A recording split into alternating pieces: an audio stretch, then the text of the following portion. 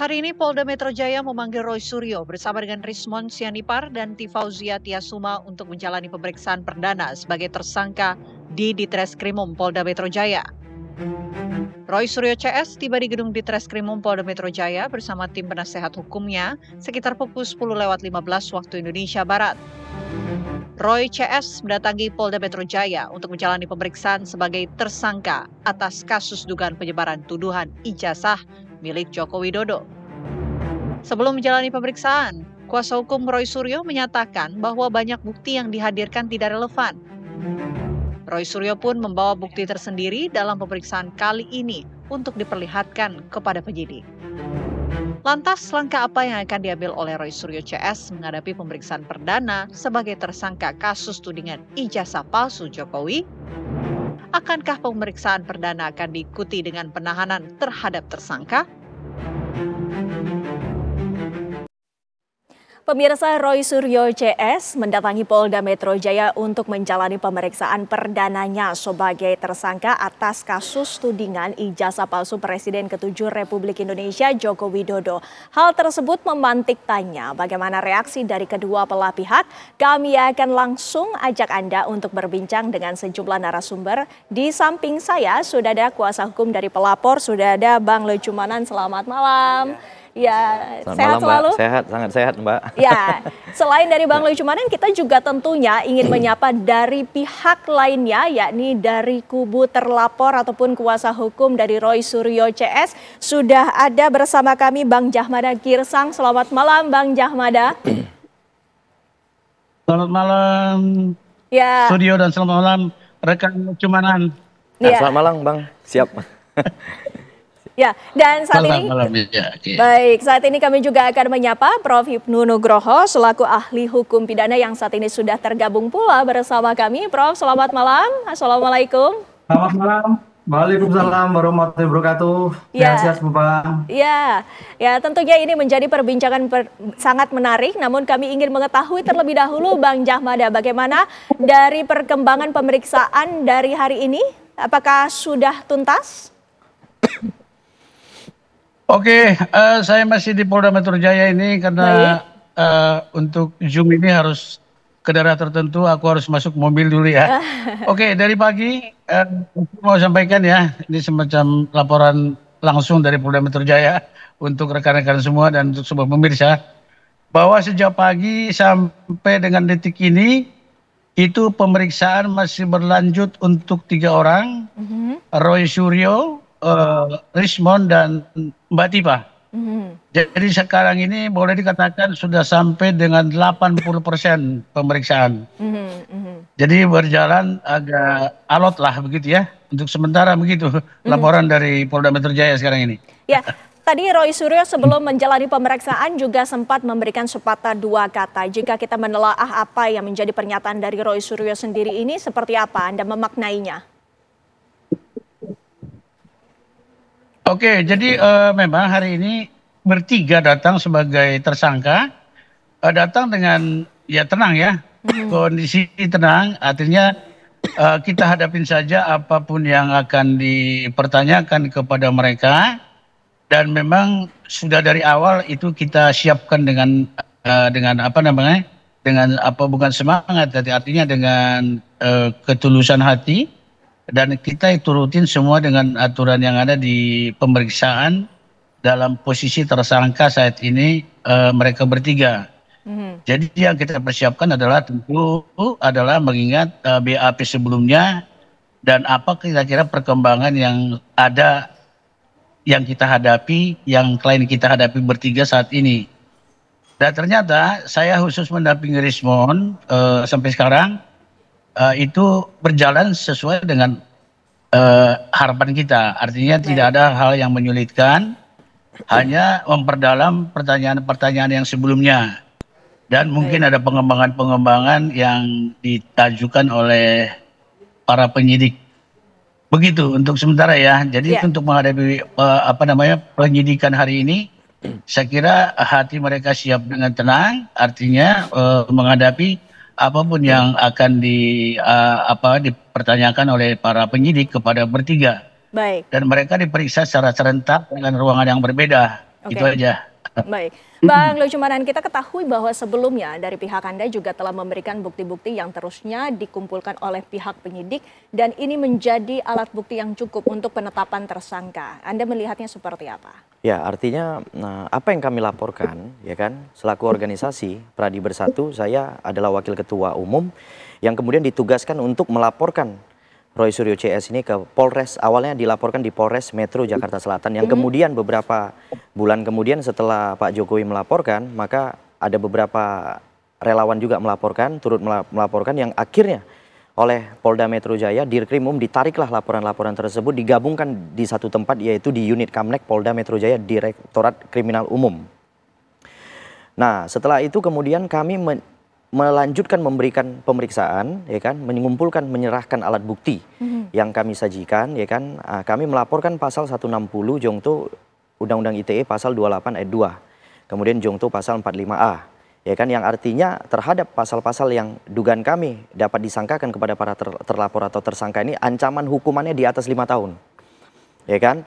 Jadi memang kami ini menunggu proses laporan polisi ini sudah sejak 7 bulan yang lalu, dari bulan April, ya kan, yang sampai ternyata di bulan November ini telah ditetapkanlah tersangka. Artinya apa? Laporan polisi yang kami ajukan dengan alat bukti yang kami sajikan kepada penyidik itu sudah terpenuhi, ya kan? Dimana ketika Pak Kapolda menyampaikan kepada publik bahwa terhadap tersangka ini, ya kan, sudah terpenuhi unsurnya. Karena kenapa? Ya kan, diperiksanya 120 saksi, kemudian diperiksanya ahli kurang lebih 22 ahli.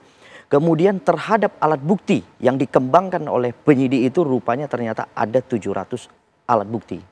Jadi secara hukum acara pasal 184 maka sudah terpenuhilah, ya kan, kewenangan penyidik untuk menetapkan tersangka terhadap para terlapor dan tersangka ini. Jadi menurut saya ini sudah merupakan kegiatan kepolisian yang sudah on the track. Jadi ini bukan merupakan abuse of power atau apapun itu, ya kan, yang mungkin akan disampaikan oleh kalangan-kalangan tertentu, tapi ini kami melihat ini adalah pekerjaan polisi yang sudah on the track. Baik, dan Bang Jahmada, dari pihak Roy Suryo sendiri nampaknya juga membawa bukti ya dari pihak Roy Suryo CS, Bang Jahmada.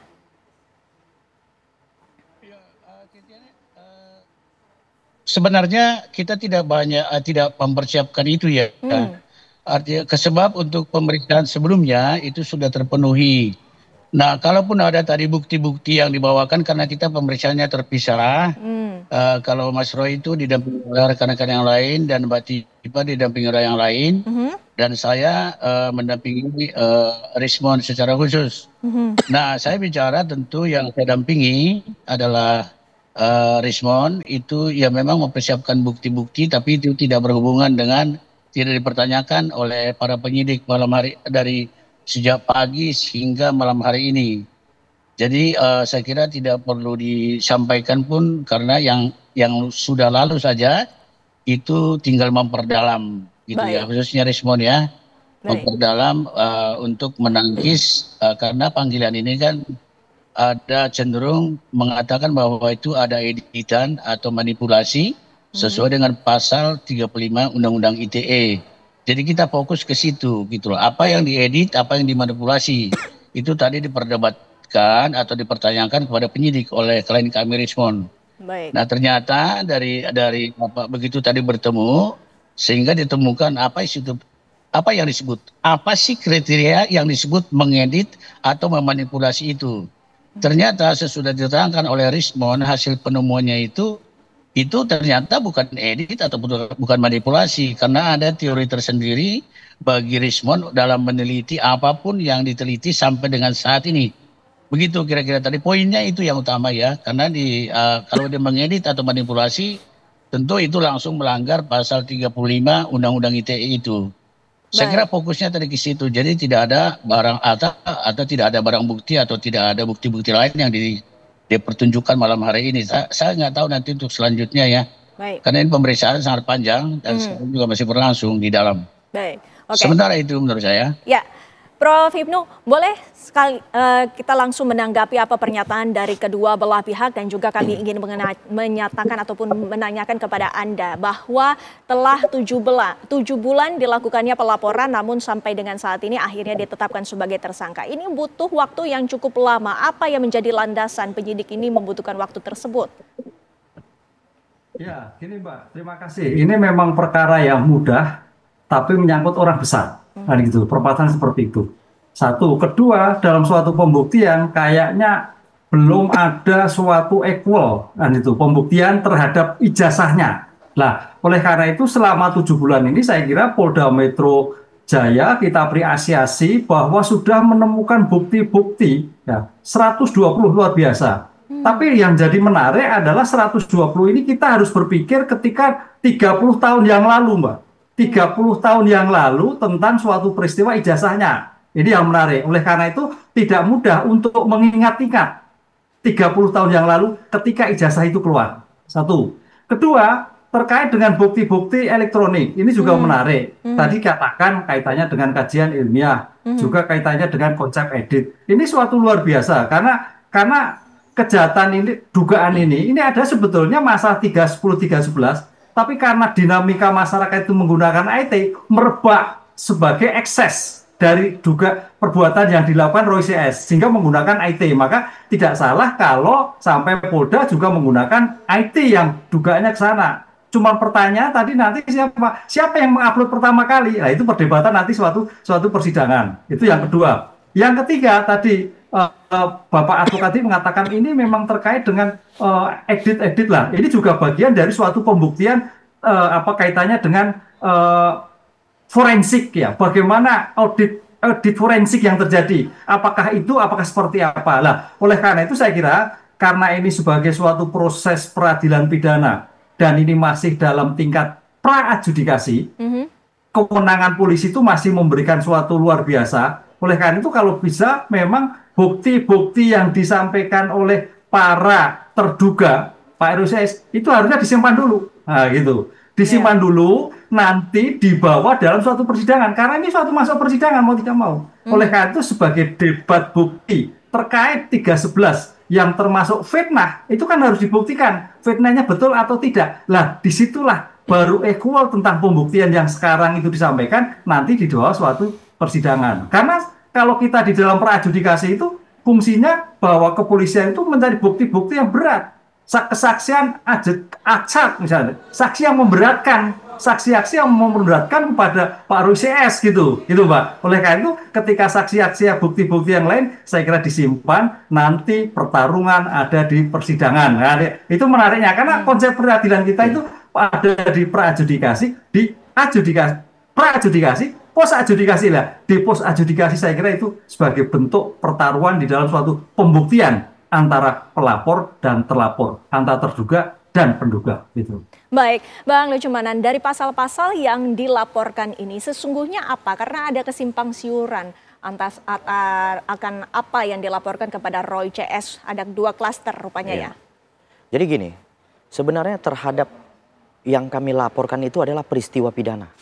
Yang mana peristiwa pidana ini dilakukan oleh oknum atau masyarakat atau orang, ya kan, dalam hal dia menyampaikan kepada publik, ya kan, informasi-informasi yang tidak benar.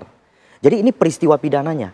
Jadi ini bukan lagi yang dicari yang namanya ijazah. Karena kenapa? Ijazah sudah clear, ya.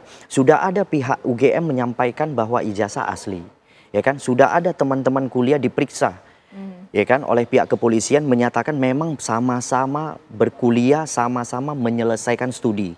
Oke. Yang ketiga, pihak polisi telah melakukan pinjam ijazah, kemudian mengajukan lab, ya kan, yang awalnya di Mabes Polri, yang kemudian dilanjutkan lagi di Polda Metro Jaya, dilakukan penyitaan, kemudian di lab juga. Akhirnya hasilnya adalah identik dengan yang lainnya, identik dengan teman-teman yang lainnya. Diambil sampai berapa puluh sampel, itu dijadikan rujukan dan itu semua meletakkan tintanya dan lain-lain sebagainya ketika dicek oleh Puslab Polbareskrim itu dinyatakan sama. Sehingga tidak ada lagi alasan ya kan untuk menyampaikan bahwa Pak Jokowi menggunakan produk palsu untuk menjabat sebagai pejabat publik. Udah nggak ada lagi, nggak ada lagi celah di sana. Makanya ketika apa yang dilakukan oleh Roy Suryo CS yang menginformasikan kepada publik bahwa adanya penggunaan instrumen palsu ya kan itu sudah terbantahkan. Jadi jelas yang kemudian dilaporkan ini adalah peristiwa yang mereka lakukan.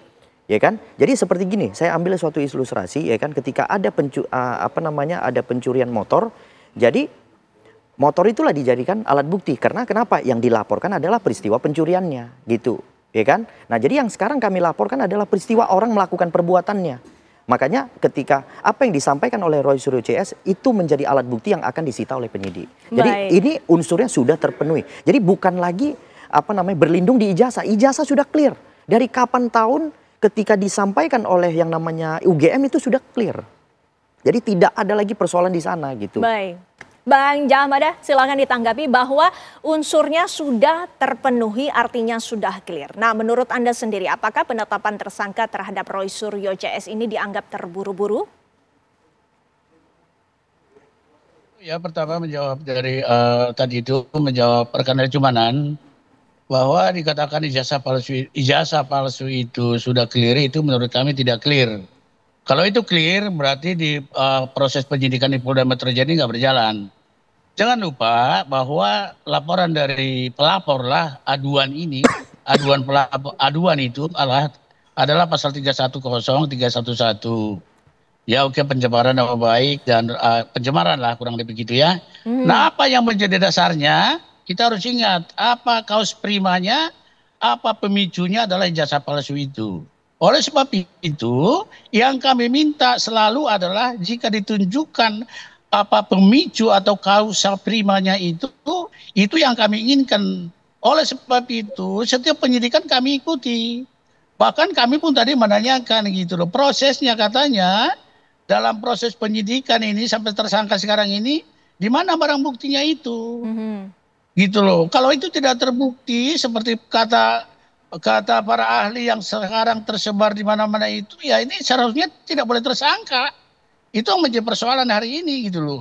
Orang kaus primanya atau pemicunya saja tidak diperlihatkan, bagaimana bisa tidak tersangka? Tapi sekalipun demikian, kita ikutin prosedur. Tapi yang satu itu selalu kami ingatkan gitu loh. Dan nanti takutnya cacat hukum gitu loh. Jika memang kaus primanya atau pemicunya yang ijazah palsu itu tidak diperlihatkan sampai kapanpun itu, bagaimana seseorang bisa tersangkakan? Ini cacat hukum loh. Jadi kita harus sadar hukum ya. Jadi namanya dalam pidana itu kausalitas. Nah, dalam kausalitas itu ada namanya kaus prima atau penyebab utama atau katakanlah pemicu tadi gitu loh. Itu yang selalu menjadi sangka ini agar hal itu segera diklarifikasi gitu kan. Nah, itu sementara itu yang kami tuntut tadi daripada penyidik ini. Baik. Agar supaya Baik, Bang Jahamada. ya, agar supaya itu menjadi clear tuh. Ya. Kami mencoba memperbaiki ya, silakan Bang. Apakah sudah bisa melanjutkan? Tadi komunikasinya sempat tersendat. Oke, jadi yang pertama dulu. Jadi jangan kita terburu-buru tadi menjawab. Tadi ini terburu-buru. Kalau mengingat proses penyidikan perkara apapun di Polda Metro Jaya ini, kalau dalam 7 bulan, 6 bulan, 7 bulan itu termasuk cepat. Jadi kita pertanyakan dulu, kenapa begitu cepat? Sementara perkara yang lain banyak yang tertunda seperti yang kami sampaikan selama ini gitu loh. Itu satu. Jadi kedua, yang tadi itu kalau tidak ditunjukkan kaus primanya atau pemantiknya itu, saya kira ini bagaimana gitu loh, berani mentersangkakan orang dengan bukti yang utama yang penyebab itu tidak kelihatan. Saya kira itu menjadi obskur setidaknya gitu loh. Ya secara hukum ya. Jadi kami itu yang pertanyakan kami hari ini gitu loh. Jadi bukan masalah bukti yang baru lagi. Bukti apa yang kami buktikan? Pelapornya siapa gitu loh. Itu harus wajib membuktikannya sebenarnya. Kalau kita ikutin nunutan dari KUHP kita. Baik. Gitu loh. Ya. Itu sementara dari saya untuk menanggapi rekan Jumanan tadi. Baik. Jadi boleh katakan ijazah palsu sudah kelar, apanya yang kelar? Kalau kelar perkara ini pun kelar. Jadi itu yang kita harus tidak Baik, Prof. Hipnu, ini ternyata masalah clear atau tidak clear dari kedua belah pihak memiliki pandangan yang berbeda. Nanti kami akan meminta tanggapannya Prof. Hipnu. Usai jeda pariwara berikut ini, pemirsa, apa kabar Indonesia Malam masih akan kembali.